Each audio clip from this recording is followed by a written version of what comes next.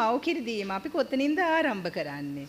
අපි කලින් කතා කළා වගේ ගර්භණී කාලයේදී දැන් බබා හම්බ වුණාට පස්සේ අම්මට කිරි දෙන්න කියලා තේරුමක් නැහැ. අපි මේකට මව සහ පවුල සූදානම් කරන්නේ ගර්භණී කාලයේ ඉඳලා. එතකොට ඒ අවස්ථාවේදී අපි අධ්‍යාපන සැසි පවත්වනවා ක්ෂේත්‍ර කාර්ය මණ්ඩලය සෞඛ්‍ය වෛද්‍ය නිලධාරීතුමා ඇතුළු පවුල් සෞඛ්‍ය සේවා නිලධාරීන් විසින් කලින් කිව්වා වගේ ඒවට අපි හැමෝම සහභාගී වෙන්න ඕන. ඒ වගේම රෝහල් තුල අධ්‍යාපන සැසි පවත්වනවා. ඒතර අපි සෞඛ්‍ය අමාත්‍යාංශයෙන් මේ පොත මුද්‍රණය කරලා තියෙනවා හැම පළමුවෙනි ගර්භණී මවකටම ඒ කිරිපන්තියට ආවම පෞල් සෞඛ්‍ය සේවා නිලධාරිනිය විසින් ලබා දෙන්න. මොකද මව් කිරි දීම සම්බන්ධයෙන් ගොඩාක් කරුණු මේකේ ඇතුළත් වෙනවා. එතකොට ඇයට ඇතිවන ගැටලු කොහෙන්ද උපකාර ලබා ගන්න ඒ සියලුම දේ මේ පොතේ ඇතුළත් වෙනවා. එතකොට ඒක ඊටාම වැදගත් අපේ මව්වරුන් ඔයාලා මාධ්‍ය වශයෙන් දැනුවත් කරන්න ළඟම තියෙන එයාලා යන රෝහලේ අධ්‍යාපන සැසි වලට සහභාගී වන්න. ඒ වගේම අපේ පෞල් සෞඛ්‍ය සේවා නිලධාරිනිය පවත්වන